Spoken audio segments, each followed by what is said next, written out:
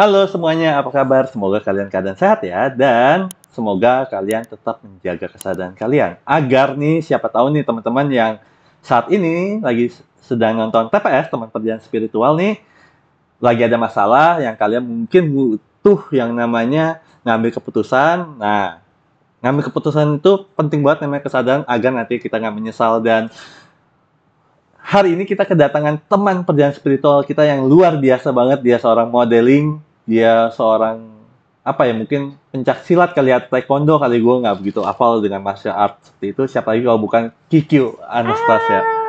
Kiku Anastasia, oke.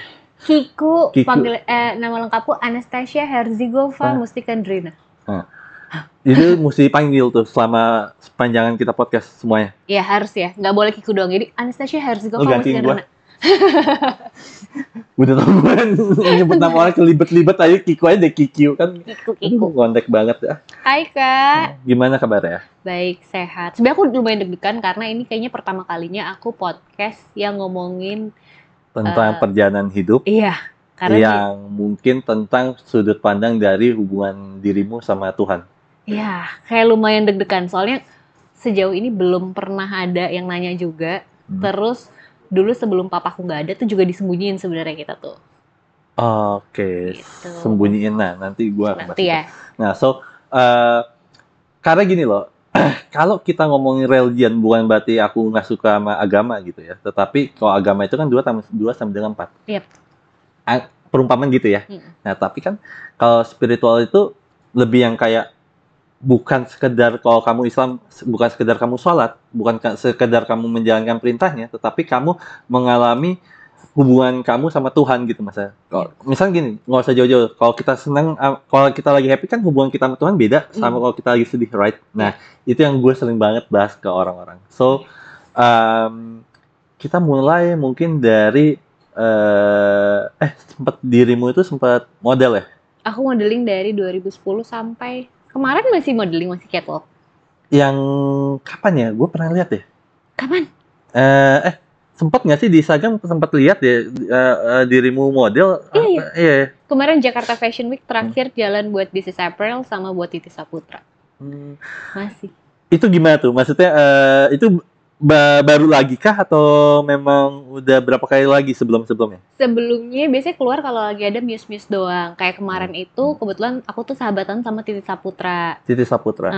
Terus kemarin juga sempat jadi muse-nya This is April. Jadi keluar kalau bukan karena sahabat, ya karena emang muse aja gitu. Okay. Aku itu punya kenalan fashion designer. Dia sempat buat dia dekat juga sama Ivan Gunawan. Tahu, pernah dengar Era Sukamto nggak? Wih, itu udah lama banget kan. Lu tahu? Aku pernah di jalan kayaknya buat Jakarta Fashion Festival. Itu ini apa saudara seperguruan. Jadi kalau pengajian tuh aku kenal dia, tahunya dari pengajian gitu-gitulah. Itu kan udah desainer senior banget kan, Kak? Banget. Iya, makanya aku pernah di jalan buat Era Sukamto JF3 gitu. Batik ya? Batik. Iya, benar kan. Pasti dia bersama dengan Poppy Darsono and the gang ya kan, bener ya? Yes. Ketahuan banget usianya tahun berapa ya? Ketahuan kan? Bahasnya yang tua-tua nih. Nah, awal mulanya terjun ke dunia fashion tuh seperti apa sih? Aku tuh awalnya memang papa yang semuanya tuh papa line ya. Jadi papa tuh dari kecil pengennya aku jadi model.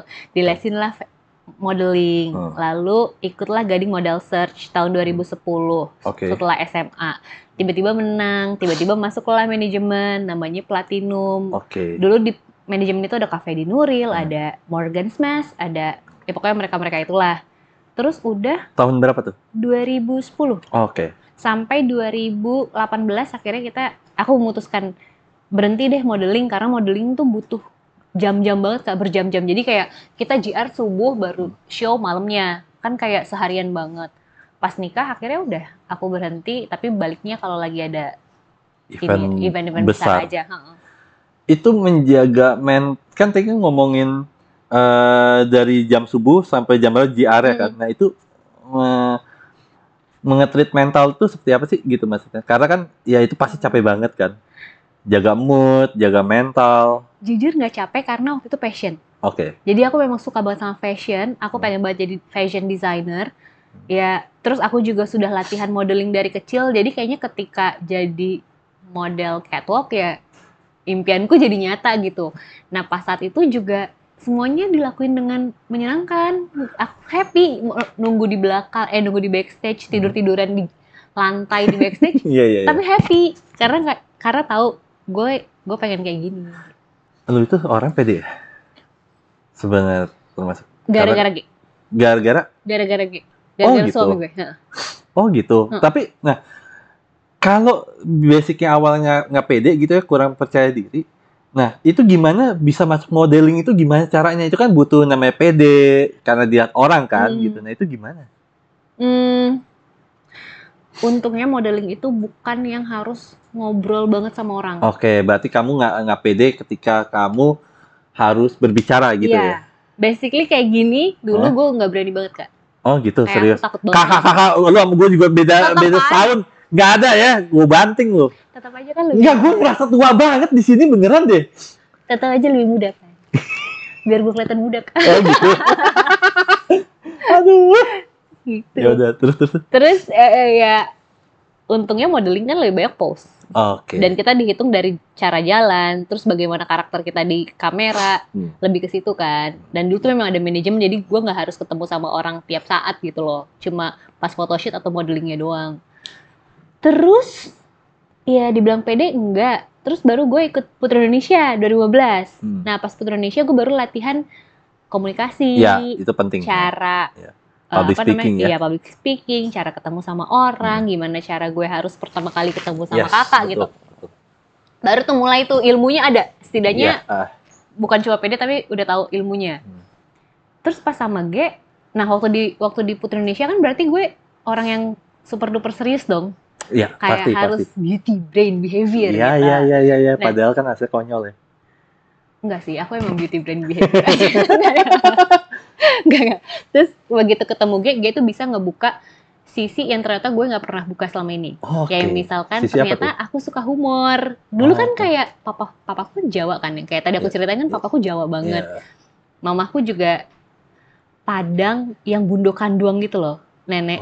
Jadi bener-bener gimana sih gitu. Jawa pun Jawa halus ya? Jawa halus.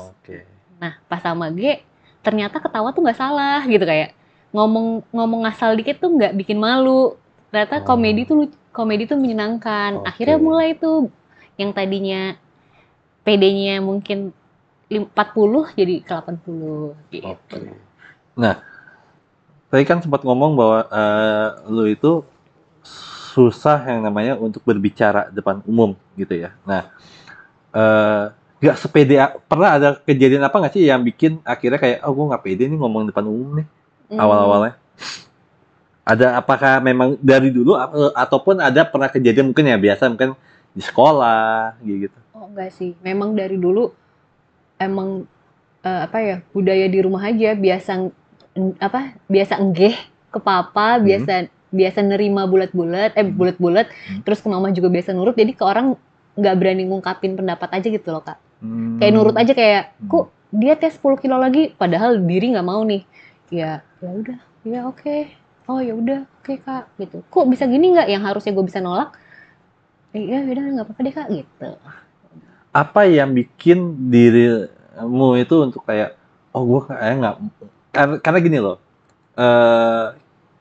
Menurutku kita di Indonesia itu nggak boleh yang terlalu nolak terus, nggak boleh terlalu mengiyakan terus. Nah itu bagaimana untuk akhirnya bisa menolak itu, gimana sih pelajarannya gitu?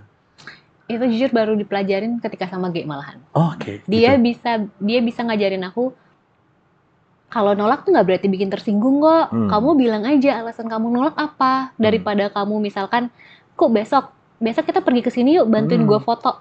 Ya kalau besok kamu nggak bisa, it's okay buat bilang nggak bisa. Jangan kamu malah kayak okein terus di 2 tempat yang berbeda, terus kamu harus buru-buru, satunya telat, satunya kamu buru-buru, jadi kayak nggak enak gitu. Nah kalau gitu kayak nggak apa-apa kok kamu nolak. Ketika kamu nggak mau deal-dealan sama ini, kamu nggak suka, it's okay banget buat kamu bilang ke manajer kamu atau ke tim kamu, Kak aku nggak nyaman sama ini, dan nggak apa-apa gitu. Itu gitu yang ngajarin. Oke, nah tapi pernah nggak ngalamin kejadian yang akhirnya mungkin ya nggak sengaja ataupun gimana kejadiannya yang akhirnya kamu menolak, akhirnya orang itu disakiti hati ataupun jadi masalah gitu? Pernah ya? Kan itu Ada. pasti ada sebuah kejadian yang men-trigger bikinnya akhirnya bikin dirimu itu kayak, oh gue kayak nggak mau nolak lagi nih orang nyuruh apa nih atau minta sesuatu nih gitu. Itu pasti ada sebuah kejadian lah. Kalau sampai kejadian ini sih mungkin enggak. Nah. Cuma aku nggak suka ketika ekspresi orang kecewa. Kayak misalnya aku nolak langsung nih. Kayak kakak bilang, abis ini kita makan yuk bareng. Terus aku bilang kayak, kak enggak deh. Nah, aku yang dulu, aku bakal kayak ngelihat kakak, ya, nah aku nggak enak banget. Aku bakal kepikiran. Aku bakal pulang, ya tadi harusnya gue bisa ya nyempetin gitu. Kan siapa tahu kakak udah nyempetin waktunya. Nah, Didikan orang tua juga gitu? Atau memang gimana? Papa ngajarin. Kayak misalkan dari dulu, kalau bertamu disuruh makan ya makan gitu. Atau kayak sama orang tua, lo boleh ngelawan semua orang, tapi lo jangan pernah ngelawan orang tua. Yang gitu-gitu loh papa. Gitu. Itu yang membuat akhirnya iya kalau di PP kalau kita apa ya nggak bisa nolak juga di masalah juga sih sebenarnya problem dan percaya kita selalu didatangi dengan orang-orang yang memang sebenarnya kalau kamu sadarin itu sebenarnya melengkapi dirimu loh. Iya. Kayak G yang sifatnya mungkin mengajarin untuk nolak dan sebagainya dan kan kamu modeling gitu ya. Pernah nggak sih ngalamin kayak ya mungkin baru-baru kali ya nggak sekarang ya ngerasa terintimidasi atau apa gitu maaf soalnya kan nggak tahu kamu 2000 berapa 10 ya 2010 nah itu ngerasa nggak sih kayak mungkin kayak mungkin teman-teman kamu atau apa yang mungkin yang kulitnya putih atau apa ada rasa-rasa kayak gitu nggak sih? Jelas pasti waktu di modeling malah modeling awal aku ngerasa terintimidasi. Pada tahun itu model itu harus zero size. Kalau sekarang kan kita udah lebih nerima kan, model tuh udah nggak harus kurus banget gitu. Nah pada zaman yang itu, aku tuh sekarang beratnya 55 kak, kalau kakak lihat. Oh 55. Dulu aku tuh 45. Karena kamu tinggi masalahnya kan, kamu tinggi masalahnya. Dulu tuh aku 45. Kalau dia pendek, mau kurus maunya tetap aja bantet. Tetap aja kelihatannya bunga. Nah dulu manajer model itu kalau ngelihat kayak kalau kayak model ibu hamil ya. Ya, terus jahat sih itu. Iya, terus kalau gendut banget kayak orang habis melahirkan gitu. Terus waktu di Putri Indonesia, kok lu kurus banget sih kayak ayam goreng. Nah, itu tuh sebenarnya lebih jahatnya malah dulu. Kalau sekarang tuh untungnya kita udah lebih terbuka kan. Kurus gendut yang penting sehat gitu kan. Nah, apalagi ya? Lumayan kak, modeling tuh senioritasnya juga parah. Dulu ya. Pernah ngalamin apa yang paling parah? Kalau ngomong senioritas. Temenku sih, tapi aku jadi saksi hidup. Temenku ngaca dikit terus kayak ngapain sih lo ngaca so cantik gitu. Serius sampai yang kayak kayak sinetron kayak gitu? Senior. Kalau aku pribadi waktu itu aneh banget. Pada zaman itu ya, tapi modeling sekarang ini cadel juga. Modeling sekarang tuh lebih terbuka gitu, lebih kayak nerima, lebih santai lah orang-orangnya. Terus aku pernah sepatuku tuh sama senior. Nah itu gimana? Ya namanya sepatu ya wajar banget kalau sama. Terus aku bilang kakak. Sorry itu disewain kan? Atau bukan sewain di setin kan? Bukan sepatu GR. Sepatu GR jadi pas pergi pakai itu.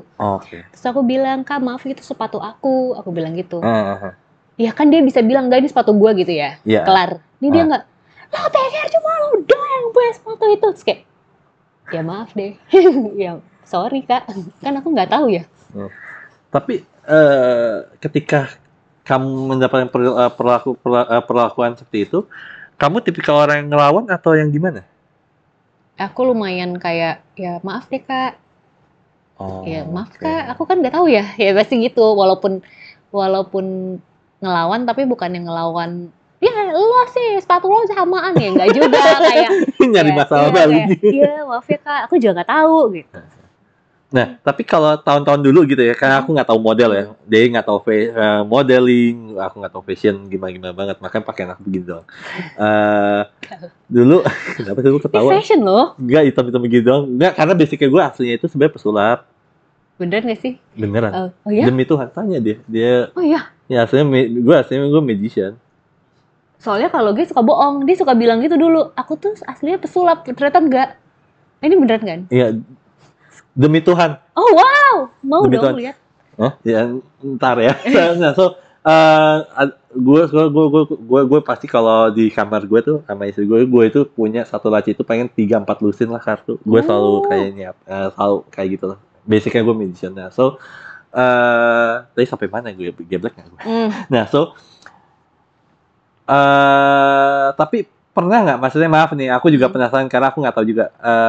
Kalau masalah kulit dan sebagainya, dapat terintimidasi atau apa nggak sih? Untungnya kalau modeling makin karakter awalnya. Iya, enggak. Karena di modeling makin berkarakter seseorang, makin bagus sebenarnya. Oh gitu. Iya. Oh gitu. Ya paling kalahnya dulu sama bule. Ya pasti. Sama model luar. Iya. Pasti beda-beda banget juga kan karakter semuanya. Tapi kalau di modeling makin cantik malah nggak ada karakternya. Jadi kalau misalnya kita makin gelap atau sorry tapi kayak misalkan apakah yang aneh gitu, itu tuh malah jadi karakter sendiri, malah jadi banyak yang hire. Oke, berarti ini bahasa kasarnya ada, semakin diri lu sempurna, semakin jarang orang yang mau memakai jasa lu di modeling gitu, di model atau gimana? Iya, tapi bisa di tempat lain, misalkan kayak main film, main sinetron, kan lebih komersil kan. Iya, kalau modeling kan lebih apa ya? Apa tuh kebalikannya komersil?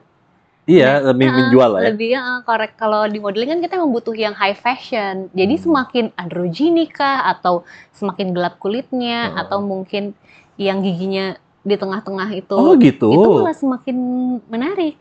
Nilai jualnya akan lebih tinggi. Lebih tinggi. Wow, iya. Makanya di modeling itu bisa dikatakan kekurangan menjadi kelebihan juga gitu ya. Yang penting gak gendut. Kalau dulu ya, waktu zaman aku awal-awal, yang penting masih zero size. Sekarang kan udah ada fashion, orang buat baju-baju orang segede gajah kan. Kan sekarang juga Victoria's Secret juga semua ukuran udah bisa diterima gitu. Iya.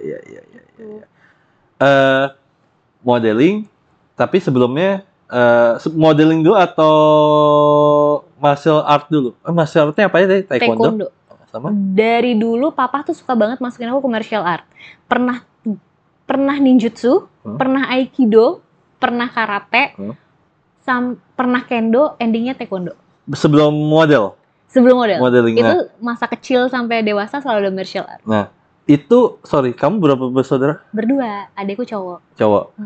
Apa sebenarnya, dia penasaran juga, apa yang membuat papamu itu akhirnya kayak, gue pengen nih anak cewek gue latih kursusin taekwondo lah, jujitsu, apapun itu. Nah itu apa sih motivasi peranannya nggak? Papa tuh selalu pengen punya anak cewek yang berani, yang nggak takut. Papa pernah bilang kayak papa lebih bahagia kalau kamu pulang cerita abis nangisin anak orang daripada kamu ditangisin. Oke. Gitu. Jadi papa tuh selalu masukin aku ke martial art biar aku tuh ada proteksi diri gitu loh Kak. Supaya kalau misalnya aku dibully atau di apa tuh aku bisa ngelawan. Dan nyatanya ngelawan? Ngelawan banget. Gitu ya? Ngelawan banget.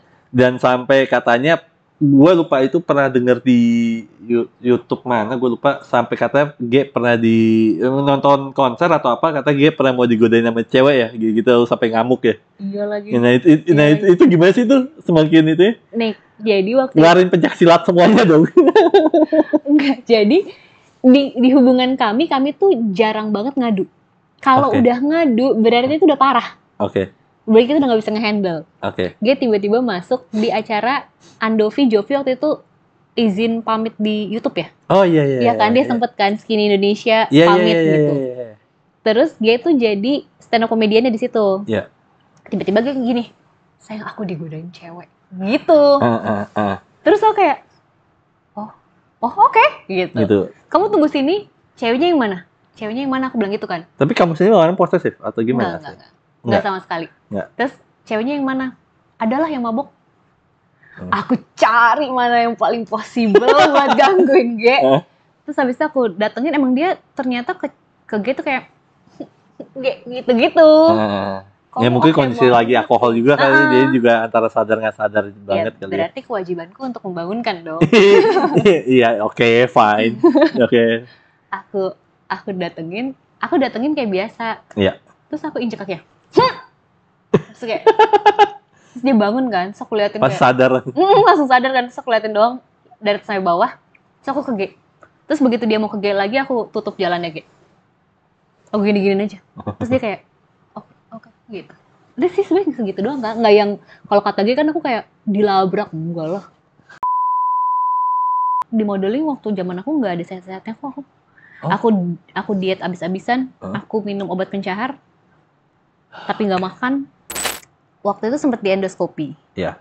Kata dokter, katup lambungku itu ternyata kendor. Nah, sebenarnya aku nggak nyalahin, ini kan aku biasa keluarin dari atas. Ya pasti lama-lama katup lambung aku kendor. Pasti ya. Sekarang paling cuma latihannya adalah minum Nexium kayak sekitar 30 hari, sama nggak boleh sendawain.